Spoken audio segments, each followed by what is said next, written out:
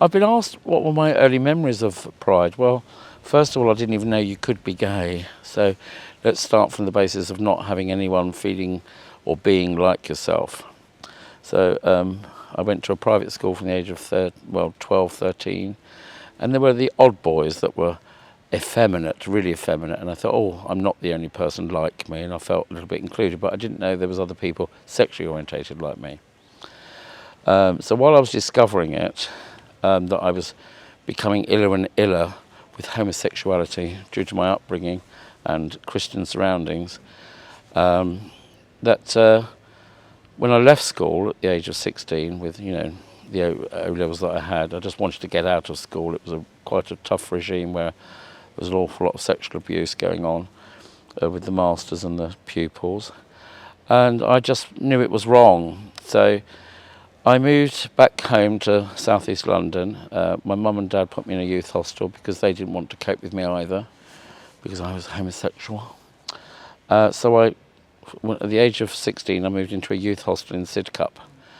And but I worked at Talk of the Town, which was a dining theatre place in London. It's now the Hippodrome Casino. And also, there's lots of people like me, and there's a club round there called the Arts and Battle Dress Club on Wardour Street. I'd try that. I'd go there after work one night. So I went there. There was a little man called Geoffrey that wore this wedding hat with fairy lights in it, and he slotted a little door. And are you a friend of Dorothy's? And I said, I don't think so. I was that naive. I said, but I think I might be. And he said, come in. That was the start of me meeting hundreds of other people like me. Well, I had a very jolly good time that summer. And one of the things, there was a small march from Hyde Park.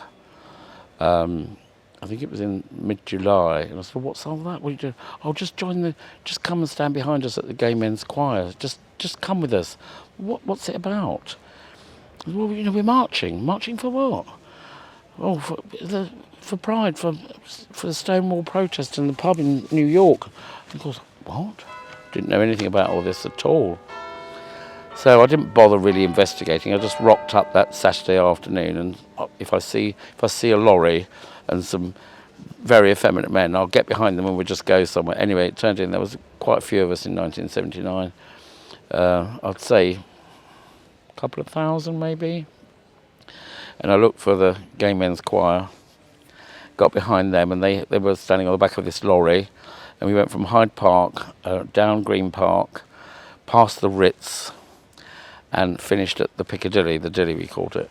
So that was my very first memory of a Pride March, but I don't remember it being very proud. I don't remember being really joined to it, connected to it.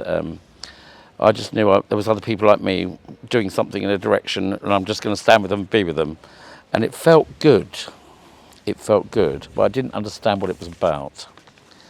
That was my very first memory. And then the years went by, I moved away, and then I came back again, I think in the early 80s, and it was being held again in the same place, started in Hyde Park, walked down Piccadilly.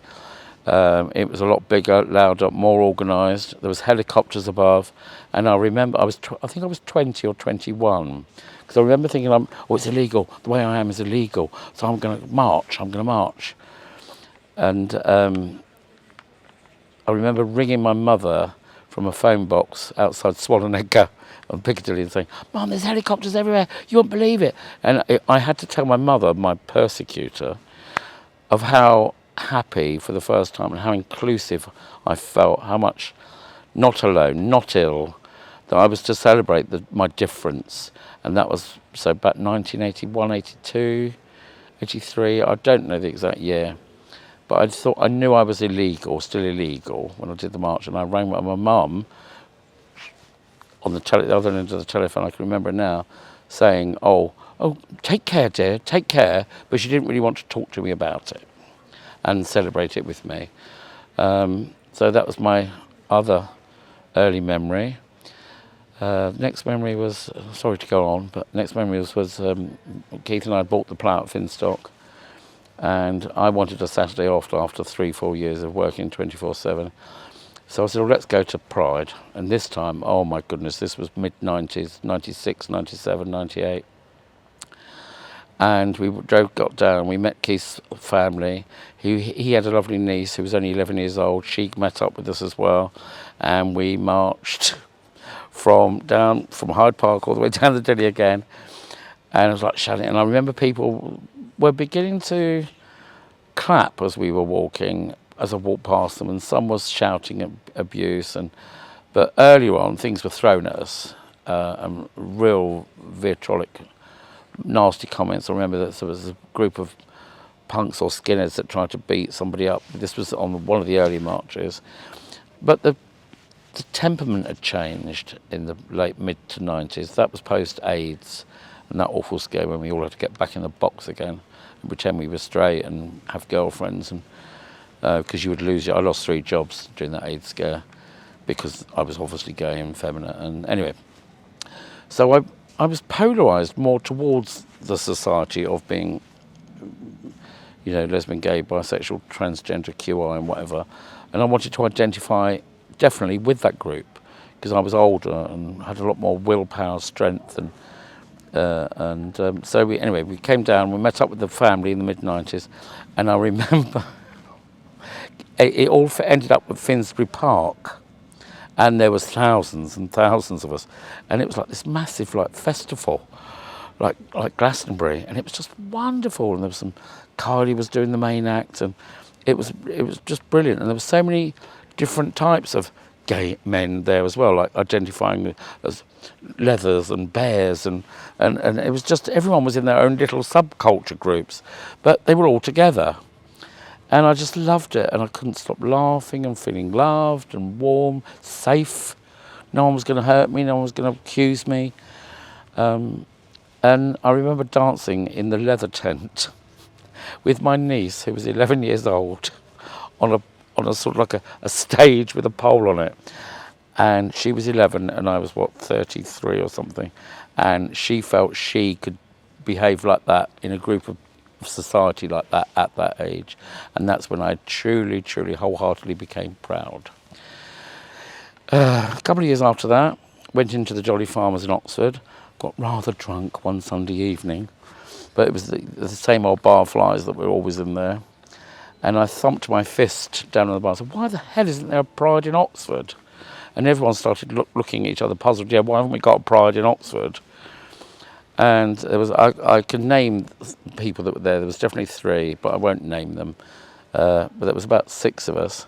So we just started talking about it for quite a while. And then suddenly next year, we got permission to put a van with a couple of beer barrels on the back, a little white marquee with a microphone, and someone played the guitar. And it was it was the green bit next to the ice rink in Oxford. And there was no marching, and it was in August.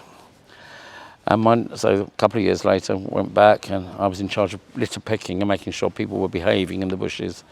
And for a couple of years went back, and it grown to about 2,000 people, and the police had got a stand, and some lawyers had got a stand, and it had evolved. And the entertainment had got a bit more diverse, and the people that came were mums and dads with their babies. And I noticed the people in attendance weren't of all one type. There was a really mixed crowd. And again, I thought, oh, look, I'm going, it's okay, and they're not going to laugh at me, and straight people are not going to persecute me, and it was brilliant. And of course now, Oxford Pride, I was part of the team that said, look, we need to have Pride when the students are here, because we're not going to get this growing any further than what it was. So that's my complete memory of Pride. I've not been able to go to them. I don't feel I need to go to them anymore. It served its purpose for me to feel more comfortable about myself and my sexuality. And even my partner, who was extremely private about his sexuality, did a couple of them with me in London. So I felt we'd moved in the past 37 years that I've known of Pride, 37, no more than that, but anyway, 47, in the years that I've known about Pride, that I felt included and loved and not to be ridiculed and persecuted. And it was the marching, that one day a year when we could all be together and we felt empowered.